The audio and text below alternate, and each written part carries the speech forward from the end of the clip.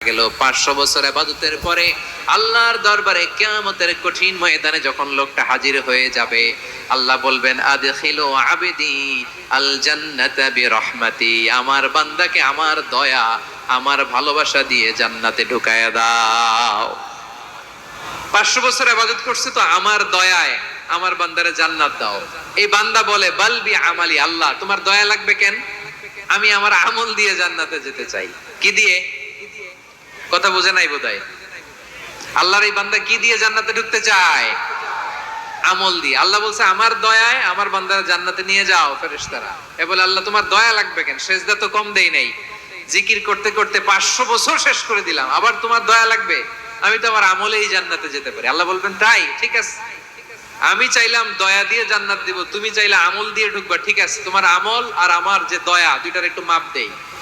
তোমার 500 বছরের ইবাদত এক পাল্লায় রাখো। আর আল্লাহ বললেন আমি যে দয়া করে এই দুনিয়ার নাজ নেয়ামত বিউটি সৌন্দর্য দেখার জন্য তোমার দুটা চোখ দিয়েছিলাম, দুটা নয় একটা চোখ আরেক পাল্লায় রাখো। রাখা হবে, দেখা যাবে ওই 500 বছরের ইবাদত হালকা হয়েছে আর মুহূর্তের মধ্যে আল্লাহর দেয়া একটা চোখের নেয়ামত ভারী হয়ে গিয়েছে। আল্লাহ বলবেন তোমার কথা মতো মাপ দেয়া হলো, এবার ফলাফল দেখো, হিসাব বলে তুমি এখন জাহান্নামে যাবা, go to the hell fire, যাও এবার জাহান্নামে যাও। মাপ জোখে যখন আসছো আমার সাথে হিসাব ক্যালকুলেশন, যাও তুমি এবার জাহান্নামে যাবা। এবার লোকটা কাচুমাচু করে বলে আল্লাহ আমি বুঝি নাই, আল্লাহ আমি বুঝতে পারি নাই, খেয়াল করি নাই, তুমি আমারে ক্ষমা করো, তুমি আমারে মাফ করো। ও আল্লাহ এবার আমি টের পেয়েছি, এবার আমি বুঝতে পেরেছি তোমার দয়া ছাড়া দুনিয়ায় কেউ জান্নাতে যেতে পারবে না, কেউ পারবে না। আল্লাহ বললেন ওরে গোলাম তুই তো কিছুই ছিলি না, অস্তিত্বহীনতা থেকে তোরে অস্তিত্বে আনলো কে? ওই ছোট্ট শুক্রাণু থেকে মায়ের পেটে 9 মাস ধরে খাবার দিয়েছে কে? আবার সুস্থতার সাথে দুনিয়ার বুকে তোরে ডেলিভারির ব্যবস্থা করে দিল কে? আবার তোর মায়ের বুকের ভেতরে 2টা খাবারের লাইনের ব্যবস্থা করে দিল কে? আবার তোকে শৈশব পেরিয়ে কৈশোর পেরিয়ে তারুণ্য, তারপরে যৌবন, এগুলো দান করলো কে? তার চেয়ে বড় কথা, পাহাড়ের মাঝখানে সাগরের মাঝখানে 500 বছর ইবাদত করার শক্তি তোর গায়ে দিয়েছে কে? এই সাগরের মধ্যে লোনা পানি লবণের পানি মুখে দেয়া যায় না, সেখান থেকে আমি পাহাড়ের ভেতর থেকে মিঠা পানির ব্যবস্থা করে দিলাম, ওই জায়গায় তোরে রিজিকের বন্দোবস্ত করলো কে? সকাল বিকাল 2 বেলা টসটসে ডালিম খাওয়ার ব্যবস্থা করে দিল কে? তোর আবদার ছিল আল্লাহ আপনি আমারে সেজদারত অবস্থায় রুহু কবজ করবেন, তোর শেষ আবদারটাও পূরণ করেছে কে? ও গোলাম আমার রহমতের তুলনায়, আমার নেয়ামতের তুলনায় তোর 500 বছরের ইবাদতের কোনো ওজনই হবে না। গোটা বিশ্বের কেউ কোনোদিন আমার জান্নাতে ঢুকতে পারবে না আমি আল্লাহর দয়া ছাড়া। ও রহমানুর রহিম, তিনি দয়াময়, তিনি মেহেরবান। জিবরাইল আলাইহিস সালাম বিশ্বনবীর এই লম্বা হাদিসটা যখন শোনালেন, আমি যা যা বলছি এটা বিশাল এক হাদিসের অনুবাদ। বললেন ইয়া মুহাম্মদ এই দুনিয়ার সবটাই চলে আল্লাহর রহমত দিয়ে। হাদিসের শেষ কথা, সব চলে আল্লাহর কি দিয়ে? তখন বিশ্বনবী সাহাবাদের বললেন ও সাহাবারা শোনো, আল্লাহর জান্নাতে কেউ কোনোদিন প্রবেশ করতে পারবে না তার রহমত ছাড়া। সাহাবারা বললেন ইয়া রাসূলুল্লাহ আপনিও না, আপনিও কি আল্লাহর রহমত ছাড়া প্রবেশ করতে পারবেন না? বিশ্বনবী বললেন না আমিও না, আমি বিশ্বনবীও আল্লাহর জান্নাতে আল্লাহর রহমত ছাড়া ঢুকতে পারবে না, তবে কিয়ামতের দিন আল্লাহর রহমত আমার চারদিকে বেষ্টনী দিয়ে থাকবে। আল্লাহ নিজের পরিচয় দিয়ে বললেন আলিমুল গায়বি ওয়াশ শাহাদাতি হুয়ার রহমানুর রহিম, আমি হলাম রহমান, আমি রাহিম। আল্লাহরে চিনছেন?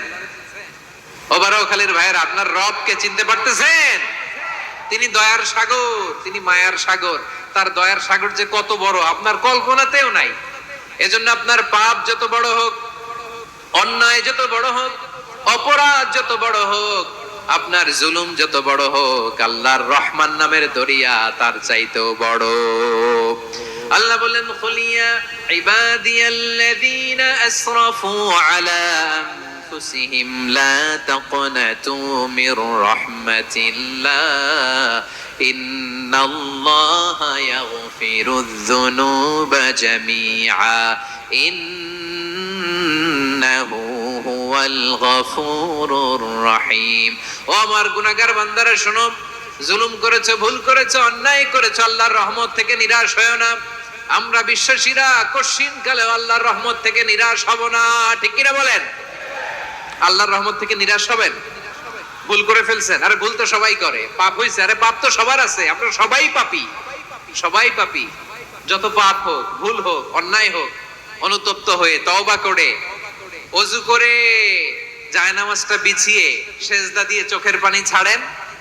চোখের বেয়ে পড়া পানি আল্লাহর কাছে যে কত প্রিয়। অনুতপ্ত বান্দার চোখের পানির ফোঁটা তার চোখ বেয়ে, নাকের ডগা বেয়ে জমিনে ড্রপ করার আগেই আল্লাহর ওই বান্দার সব গুনাহ মাফ করে দেয়। আল্লাহ বললেন আমি রহমানুর রহিম, আমি দয়াময়, আমি মেহেরবান। এরপর আল্লাহ বললেন হুয়াল্লাহুল্লাযী লা ইলাহা ইল্লা হুয়াল মালিকুল কুদ্দুসুস সালামুল মুমিন। হুয়াল্লাহুল্লাযী, তিনি এমন আল্লাহ, লা ইলাহা ইল্লা হু, তিনি ছাড়া কোনো ইলাহ নাই। আল মালিক, তিনি হলেন আল মালিক। দুইটা শেষ, আর রহমান আর রাহিম শেষ। এবার আল্লাহ 3 নাম্বার গুণবাচক নামের পরিচয় দিচ্ছেন। আল্লাহ বলছেন আমি হচ্ছি আল মালিক। আমি কি? মানে সম্রাট। আল মালিক মানে হচ্ছে the king, the king of kings. সব রাজার বড় রাজা, মহারাজা। তার চেয়ে বড় রাজা আর কেউ নাই, তার চেয়ে বড় সম্রাট আর কেউ নাই, তার চেয়ে বড় ক্ষমতাধর সত্তা মহাবিশ্বে দ্বিতীয় কেউ নাই। চিৎকার করে বলেন ঠিক কিনা? তিনি আল মালিক। আল মালিক মানে ক্ষমতাধর, ক্ষমতার মালিক, রাজা ধীরাজ বাদশা। তার ক্ষমতা আর আমাদের ক্ষমতা একরকম নাকি?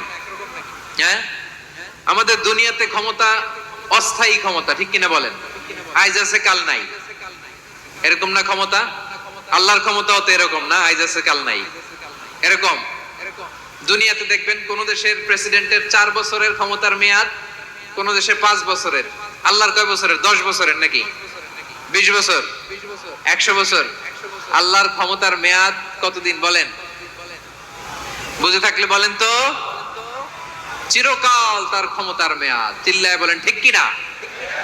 নিরঙ্কুশ ক্ষমতা, একচ্ছত্র ক্ষমতা বলতে যা বুঝায়, এই ক্ষমতা একমাত্র আল্লাহরই আছে। আমাদের ক্ষমতার জন্য আমরা ডিপেন্ড করতে হয়, ওর ডিপেন্ড লাগে, ওই জনমত নেওয়া লাগে, ওই জনগণের কাছে যাওয়া লাগে, ভোট চাওয়া লাগে। এরা ভোট দিলে এরপরে আমরা আসবো, ঠিক কিনা? আবার জনগণ না চাইলে আমরা নাই। আল্লাহর ক্ষমতা কি এরকম? হ্যাঁ, আবার দেখবেন দুনিয়াতে ক্ষমতায় যাওয়ার জন্য জোট করা লাগে। জোট, জোটের রাজনীতি আছে না নাই? জোট হয়, শরিক হয়, এই হয়, সেই হয়, নানা ভাবে দুনিয়াতে ক্ষমতায় আসতে হয়। আল্লাহ বলে আমার ক্ষমতার জন্য কারো উপর বিন্দু পরিমাণ আমার ডিপেন্ড করা লাগে না। সৃষ্টির শুরু থেকে আমি ক্ষমতার চেয়ারে বসা, মহাবিশ্বের শেষ পর্যন্ত, সীমাহীন ভবিষ্যৎ পর্যন্ত আমি ক্ষমতার চেয়ারে থাকবো। আমি হলাম আল মালিক। আমার ক্ষমতার কোনো কমতি নাই, কোনো ঘাটতি নাই। কেউ আমার ক্ষমতা থেকে নামাতে পারবে না। পারা যাবে? এই যে আমরা ফ্যাসিস্ট সরকারের যে আপনারা নামাই দিছেন গণ অভ্যুত্থান করে, মনে আছে? 5ই আগস্টের কথা ভুলে গেছেন এত তাড়াতাড়ি? মনে আছে? আছে। তা আমরা সবাই মিলে যদি একটা গণ অভ্যুত্থান করি, তাইলেই তো আল্লাহর ক্ষমতার চেয়ার থেকে নামায় ফেলানো যায়। হ্যাঁ, যাবে না? পারবো না আমরা? কি বলে, পারা যাবে না? আচ্ছা, আমরা নয় পারলাম না, জিন জাতি যদি আমাদের সাথে জয়েন করে, ম্যানকাইন্ডের সাথে জিনকাইন্ড, ইফ দে জয়েন আস, সবাই মিলে একটা গণ অভ্যুত্থান, রেভলিউশন, ডেমনস্ট্রেশন, প্রোটেস্ট, সবাই মিলে যদি একটা অভ্যুত্থান করি, তাইলেই তো আল্লাহর ক্ষমতা শেষ। আওয়াজ করে বলেন, তাইলেই কি আল্লাহর ক্ষমতা শেষ হবে? এই যে বারোয়াখালীর ভাইয়েরা, এদিকে কি হচ্ছে আমি তো দেখতে পাচ্ছি, এরকম হইলো কেন? তোমরা খালি বোতল ছুড়লা কেন 2-1 জনের উপরে? হ্যাঁ, আমার দিকে তাকাও। প্রিয় ভাইয়েরা, শান্ত হন, আমার দিকে তাকান, আর অল্প কয়েক মিনিট আমার দিকে তাকান। কেউ কিছু ছুঁড়ে মারবেন না কারো দিকে, মেহরবানি করে আমার দিকে তাকান। তাহলে আমরা সবাই মিলে একটা গণ অভ্যুত্থান যদি করি, আল্লাহর ক্ষমতা থেকে নামানো যাবে? আল্লাহ বলেন না আমি হলাম আল মালিক, আসল ক্ষমতার মালিক, the king of kings, the owner of ultimate power, the owner of ultimate authority, the owner of ultimate sovereignty, নিরঙ্কুশ একচ্ছত্র ক্ষমতার মালিক হচ্ছি আমি আল্লাহ। আল্লাহ তাআলা সূরা মুলকের শুরুতে বলছেন তাবারাকাল্লাযী বিয়াদিহিল মুলকু ওয়া হুয়া আলা কুল্লি শাইইন কাদির। মহিমান্বিত সত্তা, যার হাতে ক্ষমতা, তিনি যা চান তাই করতে পারেন। আওয়াজ করে বলেন তো তিনি কে? আবার আল্লাহ বলেন, কুলিল্লাহুম্মা মালিকাল মুলকি তুতিল মুলকা মান তাশাউ ওয়া তানজিউল মুলকা মিম্মান তাশা ওয়া তুইজ্জু মান তাশাউ ওয়া তুযিল্লু মান তাশাউ বিয়াদিকাল খায়র ইন্নাকা আলা কুল্লি শাইইন কাদির। আল্লাহু আকবার।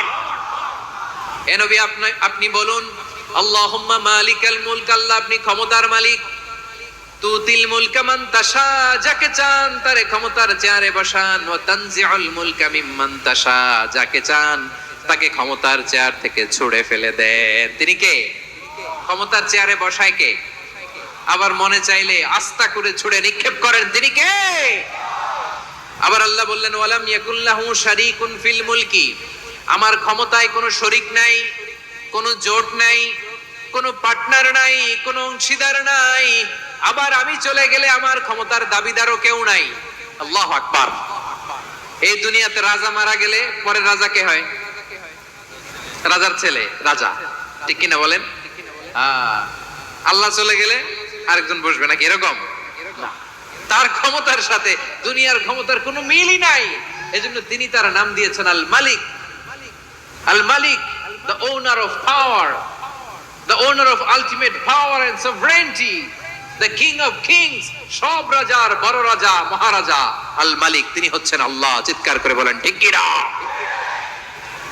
তিনি আসল ক্ষমতার অধিকারী। দুনিয়াতে যে আমরা ক্ষমতা নিয়ে কামড়াকামড়ি করি, মারামারি করি, কিয়ামতের দিন আল্লাহ জিজ্ঞেস করবেন, কই তোদের ক্ষমতা, আজকে বল। কিয়ামতের সময় সব মানুষগুলো যখন ইন্তেকাল করবে, সব জিনেরা যখন ইন্তেকাল করবে, সব ফেরেশতারা যখন ইন্তেকাল করবে, বাকি থাকবে মালাকুল মাউত। মালাকুল মাউত এসে বলবে, আল্লাহ আপনার কথা মতো সবাই শেষ, মানুষগুলো নাই, জিনগুলো নাই, আমার সতীর্থ ফেরেশতাগুলো নাই, মহাবিশ্বে আর কেউ নাই। আল্লাহ বলে, এখন কে আছে? মালাকুল মাউত বলবে, আল্লাহ তুমি আছো আর আমি। তুমি তো আল হাইয়্যু আল কাইয়্যুম, অবিনশ্বর, শাশ্বত, চিরঞ্জীব, কোনদিন মরবা না, তুমি আছো আর তোমার গোলাম আমি আছি আজরাইল। মহাবিশ্বে কয়জন আছে মাত্র? জোরে বলেন।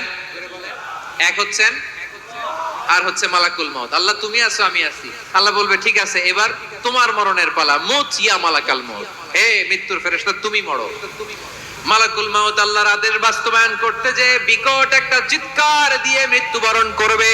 ওই চিৎকার দুনিয়ার মানুষেরা, চিৎকারের আওয়াজ যদি দুনিয়ার মানুষেরা শুনতে পেত, দুনিয়ার মানুষের প্রত্যেকের কানের পর্দা ফেটে মুহূর্তের মধ্যে সব লাশ হয়ে জমিনে পড়ে রইতো।